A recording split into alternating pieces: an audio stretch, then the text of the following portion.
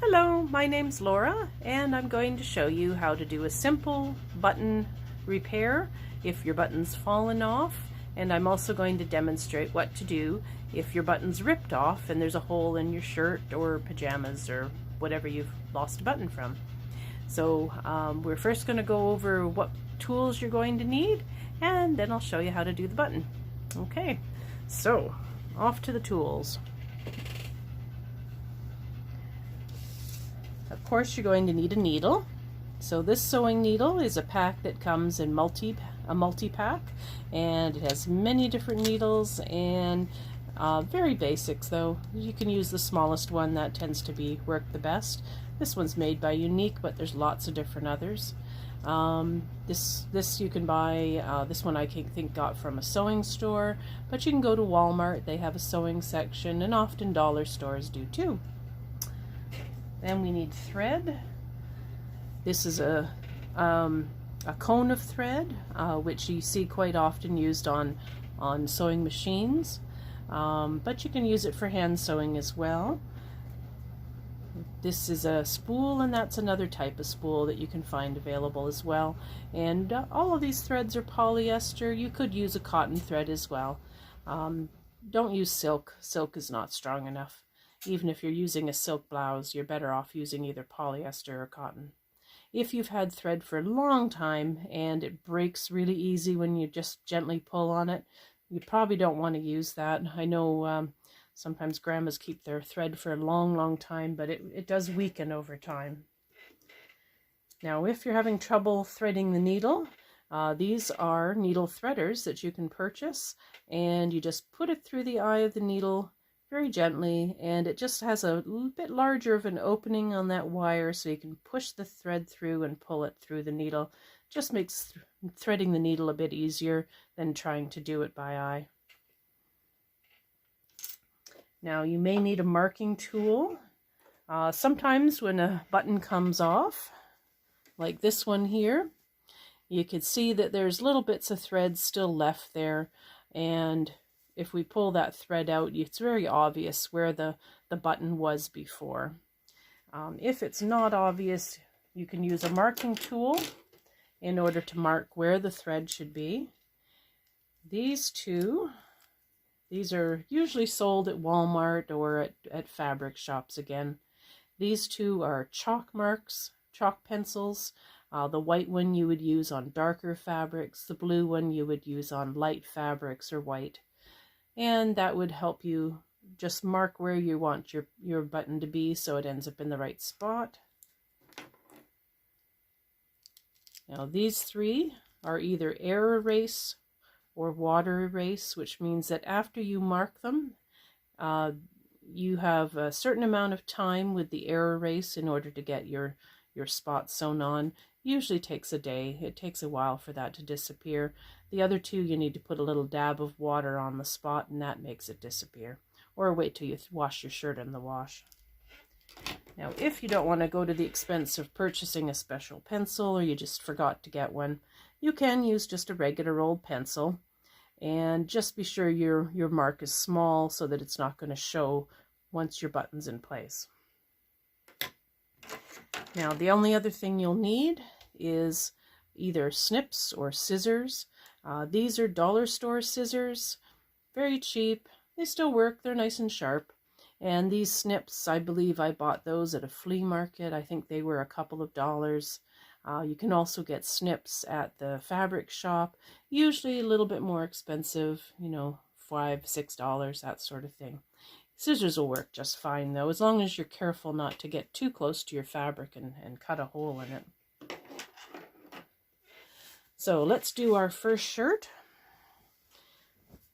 So this one, my fabric's still good. Oh, I gotta move up a bit here so you can see it in the shot.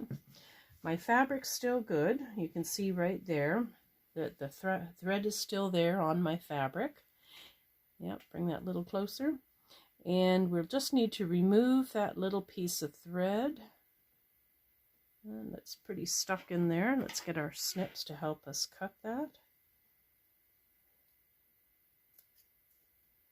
There we go. And throw that bit of thread away. And we can see on this one, there's little holes just where the original thread was. Now, one of the things, if you can't see the mark, let's say you didn't notice that button was missing until after you washed the shirt, oftentimes a washing will just wash away any evidence of where it was. So you take your shirt, do up the button above the missing one and the button below, lay it down nice and flat, so that's the way you would wear it. And we'll just use a pencil today to mark that. And we'll just, right in the center, we'll just press that pencil down and have a look, and sure enough, there's a little tiny mark where my pencil left, and that's where your button should go. Now, I was lucky, I managed to keep my button. Now, if you have lost the button altogether, you are going to have to acquire another button.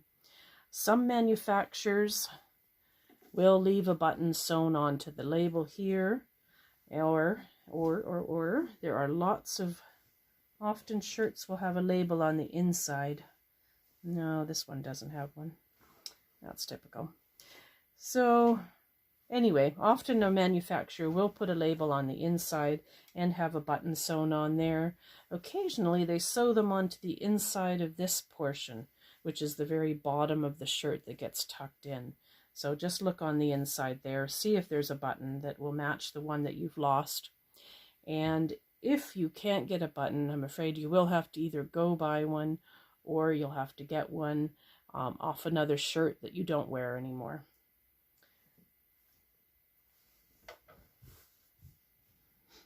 Okay, so we've made our mark. We know we're going to sew that button.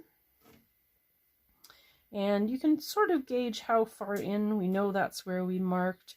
This is where that button is, which is very close to that edge. So I think this button will likely sit about the same distance away from where that sewing line is. Now, I did pick this thread out specifically because I thought it was a pretty close match to the shirt, but even more importantly, it was a very close match to the thread that was used on the original button.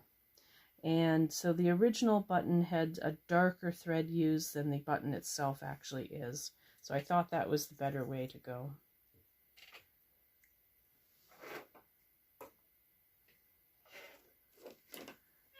So let's get a needle here.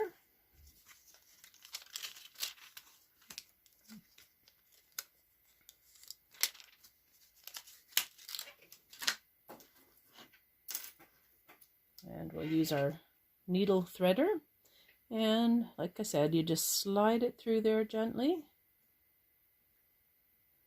Take the end of your thread, put it through that large wire loop, pull it through a little bit, and then you just pull your thread through your needle and off of your threader.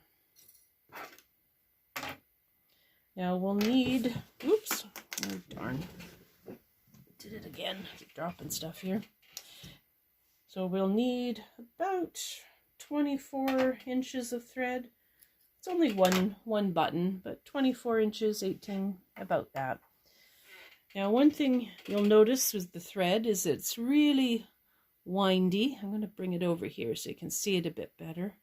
And thread is wound onto the spools very tightly. So if you run your fingers along that thread and sort of just gently pull it a little bit, that gets rid of a lot of that twistiness, and that should stop it from binding up and twisting as you're trying to sew. Now, I've done that about 4 or 5 times. I do that on everything I hand sew.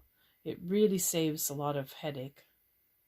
So now this is the end where the needle is not, and we're going to tie a knot in that. There we go. And just trim that ends off. Not right to the knot, just leave a little bit hanging there. And here's our shirt. And from the underside, where it's not going to show, we're going to push our needle up, and that went right through. So if it goes right through, you need to make a new knot.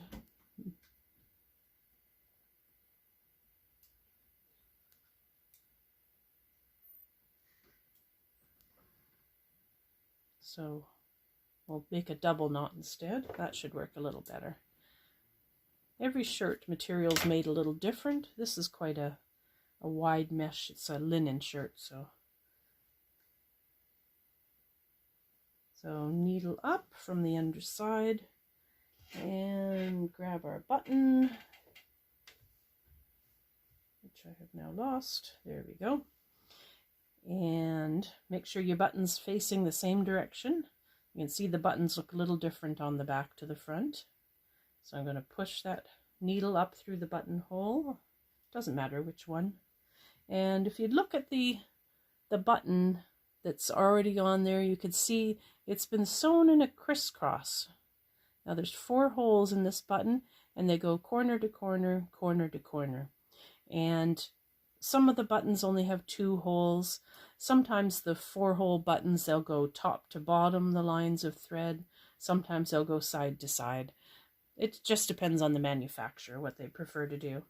So we're going to go crisscross. So we're going to take that, put our needle in the crisscross buttonhole, and push down through there and pull that. Now you can see I've made a little bit of a loop there, which I don't want. So we're going to gently pull that out and get that to go through properly. There we go. And now we'll do that again.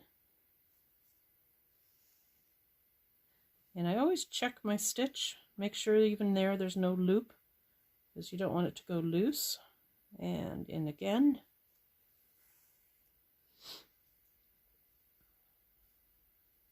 You don't want your button to be loose when you're done. So let's now do the crisscross the other direction.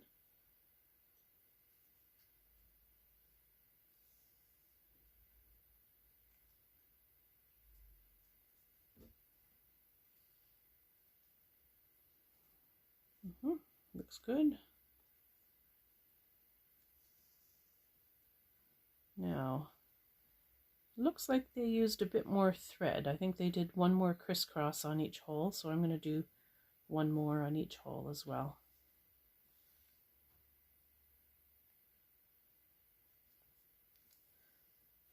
So that looks like that one was done 3 times.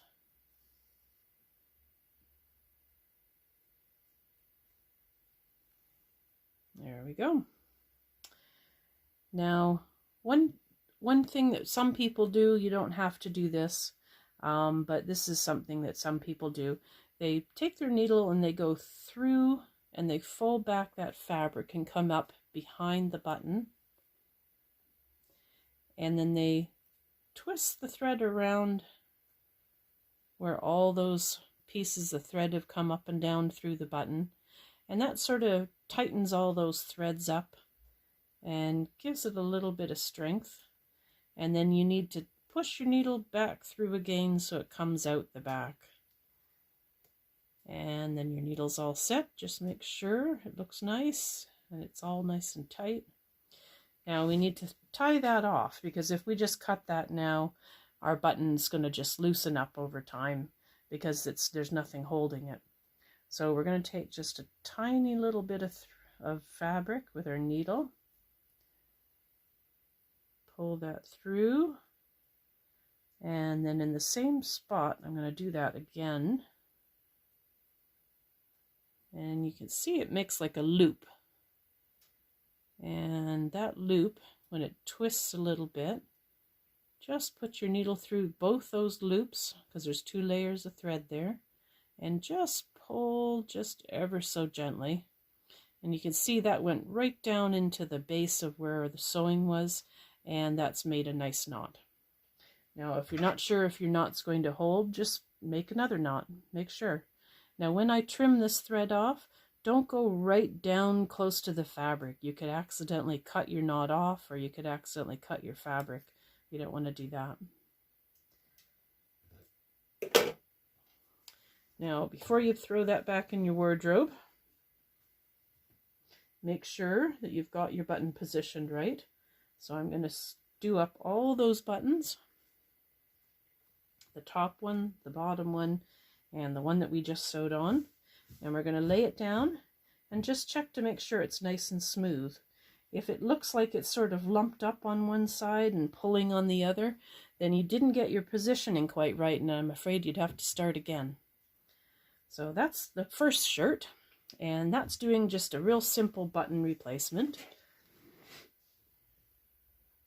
Now our next one is fixing up a button that has ripped right out of the material. Now this is a pair of pajamas, and you can see there the button has not only come off, it's also ripped a hole right in the fabric. You can see that little hole right there. So we're going to need to patch that or sew it back together again. Fortunately, you can see that's been happening a couple times with these pajamas. They're flannel, they're a little bit soft, and they're my favorite, so I've kind of worn them out. So we need to make a patch for the back, so we'll flip that over, and that's where our back is. And because I'm a sewer, I'm a quilter, I do have a lot of leftover fabric laying around in bits and pieces. And I do hem t-shirts sometimes. This is leftover t-shirt material. That's good material to use for patching. It's a little on the stretchy side, so you just have to be a bit careful with it. And of course, this is a piece of quilting material. I use the quilting material quite often for patching things because it's nice and soft, it's cotton, and it's comfortable to wear. Now, you can either just cut the edges square with a regular pair of scissors, or you can use pinking shears. And I know everybody looks at pinking shears and they think, what in the world are they for? Well, when you use the pinking shears on cotton fabric tends to fray when you wash it. And if you use the pinking shears, it'll only fray down to the bottom of where the pinking cut is, and it won't fray anymore, and it makes your patches last longer. So we're going to cut a little patch to go over that hole. So you're just nice and gentle with those pinking shears. Now, if you don't have pinking shears, you could just cut using regular scissors. Just make it a little bit bigger of a patch, just to take into account if it does any fraying. So there's our little patch now, just tiny little thing. And we'll need to sew that on over the hole. So there's our hole, and we're going to put that right there. Okay, so we're going to need some thread. Now, I do have leftover blue thread, but this is a little bit of a lighter color, and I would prefer to do a thread that matches a bit closer. So we're going to take our white thread here, and this time the needle and the hole in this needle is pretty good size, so I can usually get that through. And we'll get our 24 inches, get our snips and snip that off. And once again, I'm going to just pull that through my fingers and relax the thread. That looks really good. Now when I sew a patch on, I'm not going to double the thread. I'm just going to use that as a single layer. That's good enough. So I'm going to make the tails uneven. We've got one up here and one down here. Doot, doot. And we're going to need a knot on the end, and a pretty good size knot. So we're going to knot that up.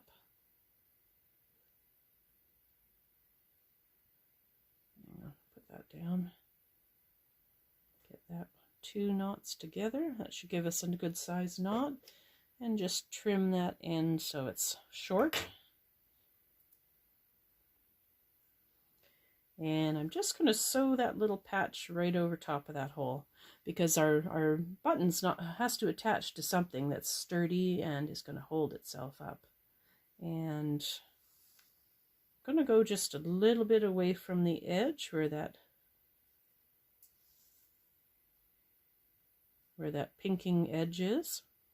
And one thing to keep in mind is this pajama has 2 layers. Most shirts do. They have like a double layer of fabric. I think it's called a yoke. And if you're careful and you don't go all the way through, you can make sure that that little patch sewing doesn't show on the other side. Not such a big deal with pajamas. You know, you're the only one wearing them and you're not going out with them on. But if you want to do a blouse hole, you want to be a bit more careful. So I tend to keep my finger behind there, and I can feel whether I'm going too far through. You know, if you go all the way to the front, those stitches are going to be quite noticeable. So let's get that. This is what's called a running stitch. You're just going in and out and making a line all the way around. Not a fancy stitch. If it's a blouse, you'll probably want to do a smaller stitch than this. You can still do the running stitch, just make it a bit smaller. Oh, I'm going to turn that a little bit, make it easier.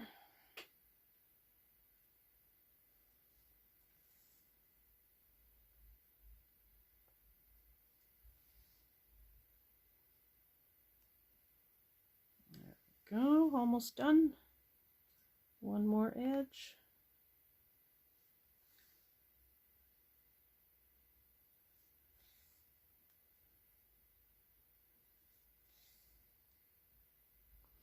Now, if you do have a sewing machine, you could sew this on by machine, but like I said, it would show on the other side.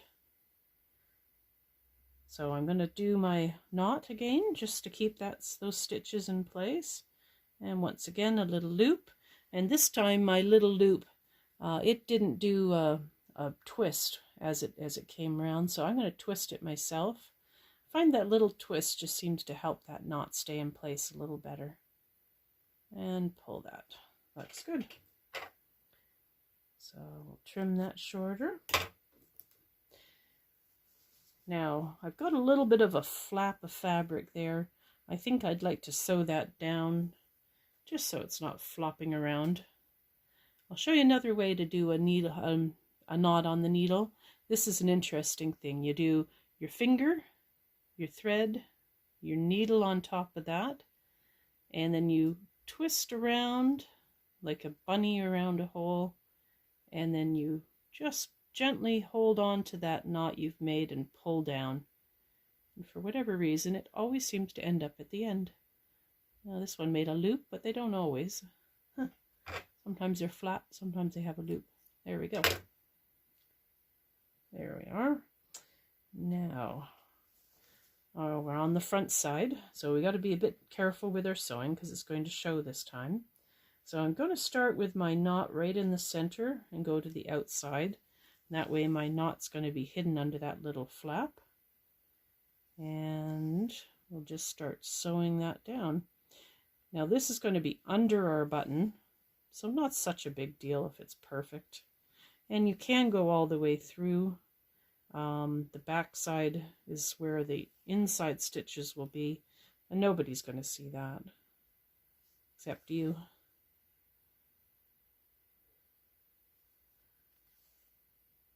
Okay.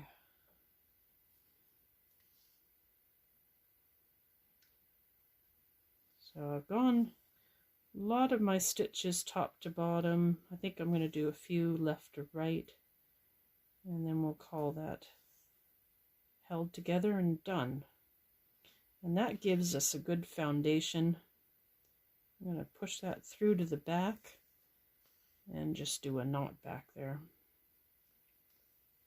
That gives us a really good foundation to sew our button onto, and hopefully that'll last for a while. So there's our knot. Trim that off. Like I said, not too close to the fabric. You don't want to cut it off or cut the knot off. There we go. Now let's sew that button on.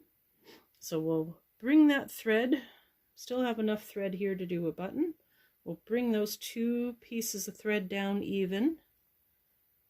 And we're going to sew a knot, tie a knot in that again. There we go. And trim that off.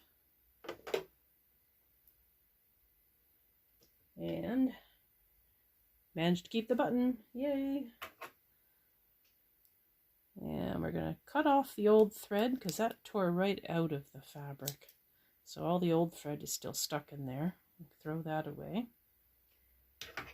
Make sure you get the front. This particular button has writing on the front from the manufacturer and is plain white on the back. So now we're going to put that button right where the hole was, and we know that's where it belongs because it pulled right out of there. So let's start with putting our needle through where the hole was. Oop, grab our button, put that through one of the holes. Let's line that up similar to how that is. And you'll notice again another one with crisscrosses. That was a surprise. So we'll go corner to corner again with this button. And back up. And corner to corner again. So let's get those done. And then we'll do the other side. Other two holes.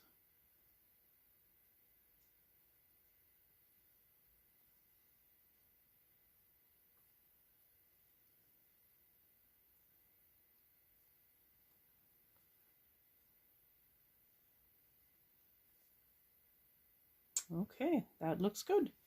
So now from the back, we'll come through and we'll fold that fabric back beside the button. Wrap that around those threads to give them a little bit of tightening up, gives them a bit of strength. And push that needle back through to the back again. Doesn't have to be absolutely in the center, just close to there. Double check that you've got those looped around nice and tight and they're not loose. And then we're going to catch one bit of fabric on the back, and then we're going to do it again and make a knot. And once again, our loop, it didn't twist, so I'm going to twist it twice. Put the needle through and pull. There we go.